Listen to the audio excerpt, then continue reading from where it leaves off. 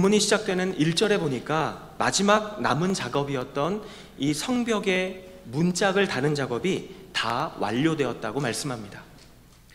이제 성벽이 완성된 것입니다.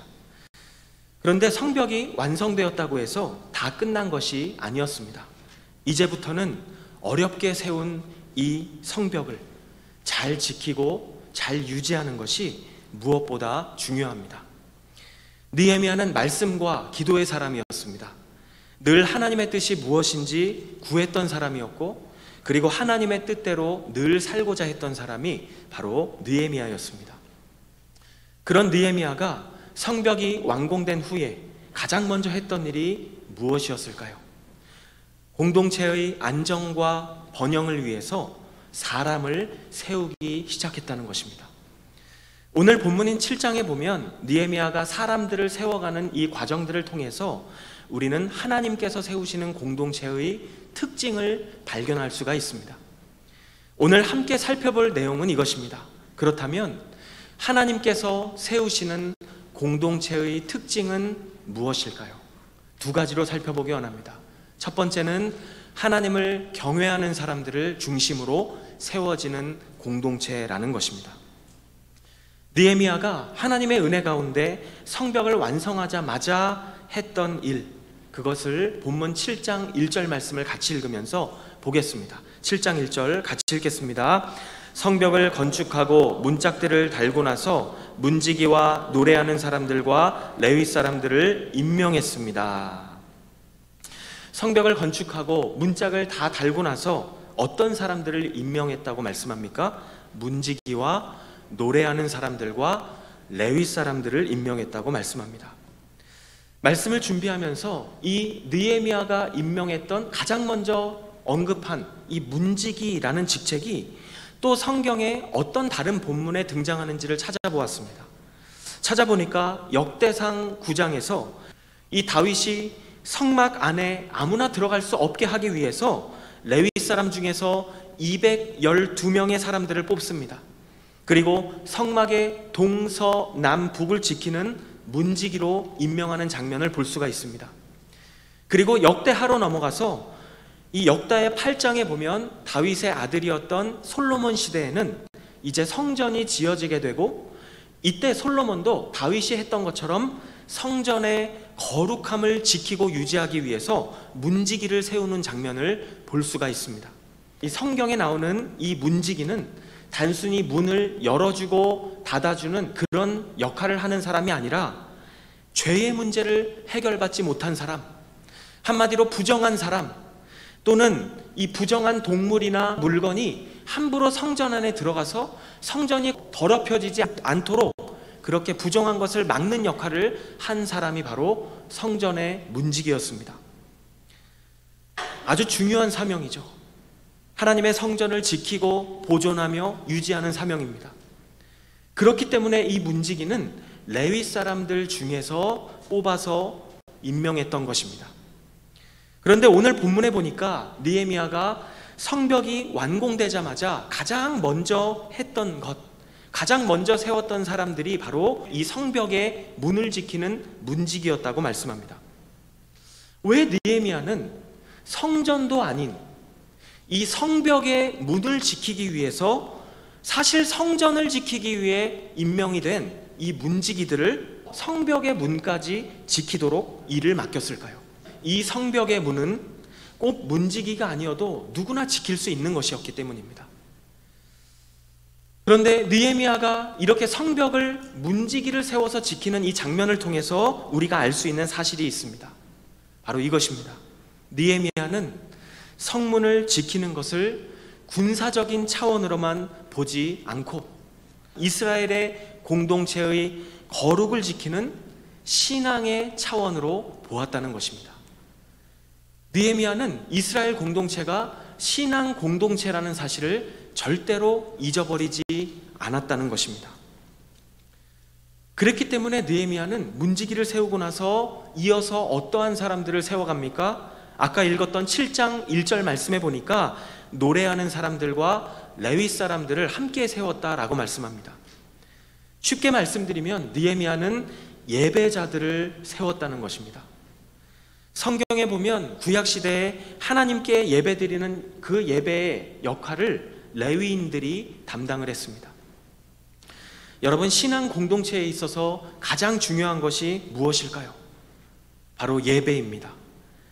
우리가 새로운 한 주를 시작하면서 이 자리에 모인 이유가 무엇입니까? 바로 하나님을 예배하기 위해 우리는 이 자리에 모여 있는 것입니다. 그렇다면 예배가 무엇입니까? 예배는 살아계신 하나님을 바라보는 것, 그것이 예배입니다. 우리는 함께 모였습니다. 그리고 하나님을 찬양하고 말씀을 나누고 함께 기도하는 이 시간을 통해서 우리는 하나님께서 얼마나 위대하신 분인지, 그리고 우리를 얼마나 깊이 사랑하시는지, 그리고 우리의 삶에 어떠한 선하신 계획을 가지고 있으신지를 깨닫고 확신하게 됩니다. 요즘 우리는 요한계시록을 묵상하고 있습니다. 예수님의 제자였던 이 사도 요한은 예수님을 믿는다는 이유로 지금 반모라는 섬에 잡혀와서 섬에 갇혀 있습니다. 그런데 주일날 혼자 예배를 드리는 그 시간 속에서 하나님께서 요한에게 환상을 보여주십니다. 그 환상의 내용이 무엇입니까? 이 세상의 진정한 왕, 세상을 다스리는 진정한 통치자는 로마 황제가 아니라 하나님이시라는 것을 요한에게 보여주십니다. 요한은 주일 예배 가운데 진짜 실상, 바로 이 우주를 통치하시는 하나님을 바라보면서 자신은 현실 속에서 비록 힘든 상황 속에 있었지만 그럼에도 불구하고 하늘에 소망을 두고 인내하며 끝까지 믿음으로 살았던 사람, 그 사람이 바로 사도 요한이었습니다. 하나님께서 우리에게 예배를 드리라고 말씀하시는 이유가 있습니다. 우리는 한순간이라도 하나님을 바라보지 않으면 세상의 유혹과 시험에 넘어갈 수밖에 없는 존재이기 때문입니다. 예배가 무너지면 우리의 믿음과 우리의 삶의 중심도 무너질 수밖에 없기 때문입니다. 사랑하는 여러분, 신앙 공동체가 가장 중요하게 여겨야 할 것이 무엇입니까? 그것이 바로 예배입니다. 느헤미야는 이러한 사실을 너무나 잘 알고 있었기 때문에 성벽이 완공되자마자 가장 먼저 세웠던 사람들이 바로 문지기와 또 예배자들이었습니다. 이 사람들을 세운 이후에 그 다음으로 했던 일은 바로 공동체를 대표하는 지도자들을 세운 것이었습니다. 오늘 본문 7장 2절을 같이 읽겠습니다. 나는 내 동생 하나니와 성의 사령관 하나냐를 세워 예루살렘을 다스리게 했습니다. 하나냐는 사람됨이 충직하고 많은 사람들보다 하나님을 더 경외하는 사람이었기 때문입니다. 느헤미야는 자신이 혼자 일을 다 할 수 없었기 때문에 자신과 함께 예루살렘 성을 돌아볼 수 있는 두 사람을 세웠습니다. 한 명은 자신의 동생이었던 하나니였고 또 한 명은 성의 사령관이었던 하나냐라는 사람이었습니다.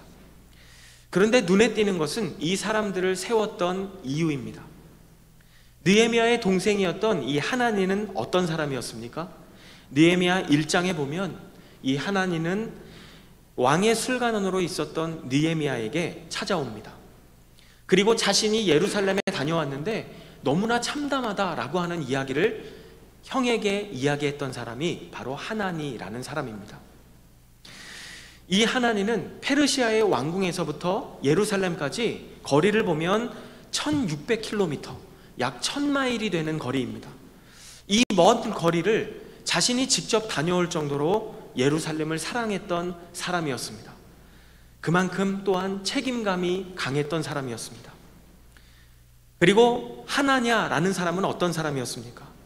방금 읽었던 2절 말씀에 보면 사람됨이 충직했다고 말씀합니다. 그리고 많은 사람들보다 하나님을 더 경외하는 사람이었다라고 성경은 말씀하고 있습니다. 느헤미야가 이 두 사람을 세울 때 가장 중요하게 여긴 것이 바로 신앙과 성품이었다는 것을 알 수가 있습니다. 우리는 지금까지 느헤미야가 성벽을 완공한 이후에 공동체의 안정과 번영을 위해서 사람들을 세우는 모습을 살펴보았습니다. 문지기를 세우고 예배자들을 세우고 지도자들을 세웠습니다. 이렇게 예배자들 그리고 지도자들, 공동체를 위해 세워진 이 사람들의 특징이 있다면 그것이 무엇일까요? 이 사람들은 하나님을 경외하는 사람들이었다는 것입니다. 여러분들이 보시는 것처럼 이 앞에 서 있는 여러분의 목회자는 특별한 사람도 아닙니다. 그리고 능력이나 은사가 특출난 사람도 아닙니다. 그런 저이지만 제가 나중에 하나님 앞에 갔을 때 저는 듣고 싶은 이야기가 있습니다. 주님을 사랑했고, 그리고 주님의 말씀을 사랑했고, 주님의 몸된 교회를 사랑했던 사람, 그런 이야기를 저는 우리 하나님 아버지께 듣고 싶습니다. 사랑하는 여러분, 나중에 이곳에서 예배드리는 우리 후대의 사람들이 우리 노만교회의 역사를 돌아보았을 때 여러분은 후손들에게 어떠한 이야기를 듣고 싶으십니까? 그 어떤 이야기들보다도 이런 이야기를 들을 수 있다면 얼마나 좋을까요? 화면에도 적어놨지만 우리 신앙의 선배들은 진정한 하나님의 사람이었다고, 하나님을 정말 사랑했고, 하나님의 말씀을 사랑했고, 그리고 하나님의 몸된 교회를 사랑했던 사람들이었다고. 이런 고백들이 우리의 후손들의 입에서 흘러나오기를 소망합니다. 하나님께서 세우시는 공동체의 특징은 무엇입니까? 첫 번째로 하나님을 경외하는 사람들을 중심으로 세워진 공동체라는 것입니다. 두 번째로 하나님께서 세우시는 공동체의 특징은 바로 공동체의 미래가 성벽이 아닌 신앙 공동체로서의 정체성에 달려있다는 것입니다. 성벽이 완성이 되었지만 성벽이 완성되기 전까지 오랜 시간 동안 성벽이 무너져 있었기 때문에 처음부터 예루살렘 성 안에 사는 사람들은 사실상 많지 않았습니다. 성벽을 재건하는 이 52일이라는 시간 동안 사실 성벽을 건축하기 위해서 많은 사람들이 이곳에 머물러 있었습니다.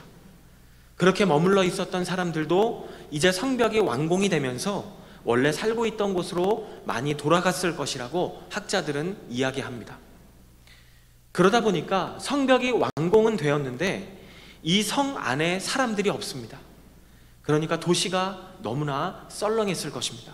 예루살렘이라고 하는 도시의 과거의 영광을 회복하기 위해서는 이제 이곳 예루살렘에 사는 사람들이 많아져야 합니다.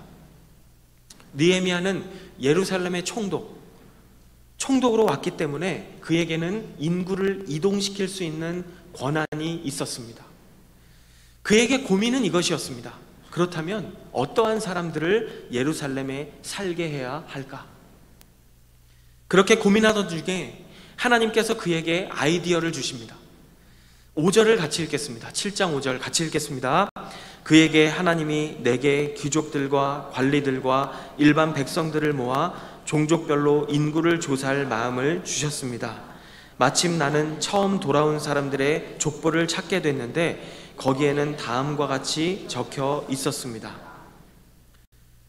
이 구절을 보면 하나님께서 느헤미야에게 인구를 조사하고자 하는 마음을 주셨다라고 이야기합니다. 그런데 인구를 조사할 때 그 인구를 조사하는 기준까지도 함께 이야기하고 있습니다. 5절 중간에 보시면 처음 돌아온 사람들의 족보를 찾게 되었다라고 이야기합니다.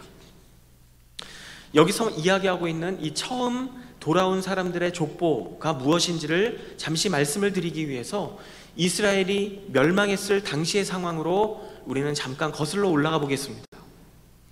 이스라엘에 있었던 이 두 개의 왕국이 다 멸망하게 되면서 결국 이스라엘의 백성들은 다른 나라의 포로로 잡혀가게 됩니다.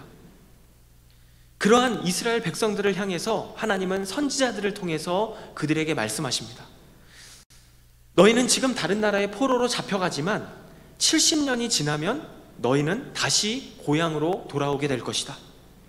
그리고 정말 하나님의 말씀대로 백성들이 70년 동안 다른 나라에서 포로로 살다가 하나님의 약속하신 때가 되었을 때 다시 그들은 이스라엘로 돌아올 수 있는 기회가 주어지게 되었습니다. 그런데 이스라엘로 돌아올 때 한 번에 많은 사람이 돌아온 것이 아니라 총 3번에 걸쳐서 이스라엘로 돌아온 것을 역사를 통해서 우리는 볼 수가 있습니다. 가장 처음으로 이 백성들이 스룹바벨이라고 하는 지도자를 따라서 이스라엘로 돌아왔던 사람들이 있습니다. 이 사람들을 1차 귀환자라고 부릅니다. 그리고 시간이 또 흘러서 에스라라는 지도자를 따라서 이스라엘로 돌아왔던 사람들이 있습니다. 그 사람들을 2차 귀환자라고 부릅니다. 그리고 느헤미야를 따라서 마지막으로 이스라엘로 돌아온 사람들, 이 사람들을 3차 귀환자라고 부릅니다. 방금 읽었던 이 5절에서 이야기하고 있는 처음 돌아온 사람들의 족보, 이것은 바로 1차 귀환자들의 명단을 이야기하고 있습니다. 이 1차 귀환자들이 언제 예루살렘으로 돌아왔는가를 보니까 BC 538년에 이 사람들이 예루살렘에 돌아왔다는 것을 알 수가 있습니다. 그리고 3차 귀환자들이 느헤미야와 함께 언제 예루살렘으로 돌아왔는지를 보니까, 연도를 보니까 BC 444년에 예루살렘으로 돌아왔습니다. 그러니까 1차 귀환자와 3차 귀환자 사이에는 94년이라고 하는 시간 차이가 존재합니다. 이 느헤미야의 입장에서 보면 거의 100년 전에 예루살렘으로 돌아왔던 사람들의 명단을 찾았다라고 이야기하고 있는 것입니다. 그렇다면 느헤미야가 거의 100년 전에 예루살렘에 돌아왔던 사람들의 그 명단을, 아주 오래된 그 명단을 가지고 지금 무슨 일을 하려고 하는 것일까요? 느헤미야는 지금 100년 전에 돌아왔던 이 사람들의 후손을 지금 찾아보겠다는 것입니다. 그 후손들이 지금 어디에 살고 있는지, 그리고 몇 명이나 되는지를 조사해 보겠다는 것입니다. 느헤미야에게 이것이 왜 중요했을까요? 사실 70년 동안 다른 나라에 살았다는 것은 사실상 그 나라에 정착했다는 뜻입니다. 70년이면 그 나라에 정착해서 살고도 남을 정도로 정말 충분한 시간입니다. 그런데 70년이 지나고 하나님께서 약속하신 때가 되었을 때 그 안정된 삶을 뒤로 하고 하나님의 약속을 바라보면서 믿음을 가지고 고향으로 다시 돌아온다는 것은 무엇을 의미합니까? 하나님을 향한 믿음이 없으면 절대로 할 수 없는 일이었다는 것입니다. 더군다나 자신들보다 먼저 고향에 간 사람이 없습니다. 1차 귀환자들이기 때문이죠. 아무도 가보지 않은 그곳에 자신들이 가장 첫 번째로 고향으로 돌아간다는 것은 더더욱 하나님을 향한 그러한 믿음이 없으면 불가능한 것입니다. 느헤미야는 하나님의 약속을 바라보고 믿음으로 결단하면서 기존의 생활터전을 떠났던 이 1차 귀환자들의 믿음을 본 것입니다. 이 1차 귀환자들 중에는 나이 많은 사람들만 있는 것이 아니었습니다. 에스라서나 느헤미야서에 찾아보니까 가족 단위로 귀환했던 사람들이 많이 있었습니다. 그러니까 젊은 남녀 그리고 아이들도 많이 있었던 것이죠. 그러한 믿음을 가진 사람들이었다면 환경과 상황이 바뀌어도, 그리고 시간이 흘러도 한결같이 믿음을 지키며 그리고 후손들에게도 믿음을 잘 계승했을 것이라고 하는 그런 기대가 있었을 것입니다. 이들처럼 신앙인으로서의 확고한 정체성을 가진 그런 사람들이 예루살렘에 와서 살게 된다면 예루살렘의 미래가 밝을 것이라고 느헤미야는 보았던 것입니다. 바로 그러한 마음과 생각을 하나님께서 느헤미야에게 주신 것입니다. 저는 한 주간 동안 오늘 본문을 계속 묵상하는 가운데 참 많은 생각을 하게 되었습니다. 그리고 기도하는 가운데 몇 자 적어보았습니다. 화면에도 보시면 이렇게 몇 자 적어보았습니다. 공동체가 아무리 좋은 외형과 좋은 제도를 가지고 있다 할지라도 그것이 공동체의 안정과 번영을 담보할 수 없으며, 공동체의 진정한 미래는 외형보다 제도보다 믿음의 정체성에 달려 있다라는 이 사실에 대해서 깊이 묵상하게 되었습니다. 그리고 시설도 중요하고 시스템도 중요하지만 공동체를 구성하고 있는 구성원들의 정체성이 분명하지 않으면 미래는 없다는 것. 그리고 교회가 스스로에게 던져야 할 질문은 무엇을 할 것인가가 아니라, 물론 그것도 중요하지만 그것보다 더 중요한 질문은 우리가 누구인가? 라는 질문이라는 것에 대해서 깊이 생각했던 한 주간의 시간이었습니다. 사랑하는 여러분, 물론 시대가 급변하고 있고 환경도 무시할 수 없기 때문에 시스템도 중요합니다. 시설도 중요합니다.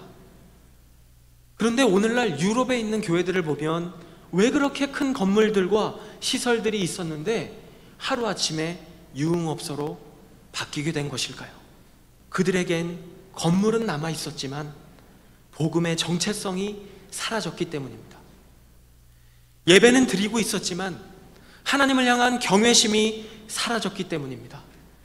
조직은 남아 있었지만 말씀에 순종하는 삶이 무너져 있었기 때문입니다. 신앙의 정체성을 잃어버린 공동체는 결국 외형도 지켜내지 못한다는 것을 역사가 우리에게 보여주고 있습니다. 여러분, 하나님을 믿지 않는 사람들이 착각하는 것이 있습니다. 교회를 일반 기업처럼 운영하면 잘 될 것이라고 하는 착각입니다. 그러나 진짜 교회는 하나님의 도우심 없이는 절대로 존속할 수가 없습니다.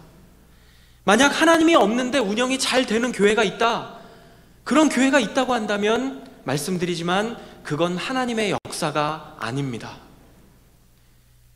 반대로 성경의 초대교회는 어떠한 교회였습니까? 오늘날의 교회에 비하면 시스템이 없었습니다. 교회에 건물도 없었습니다. 그런데 어떻게 그들의 삶에는 날마다 기쁨이 넘칠 수 있었을까요?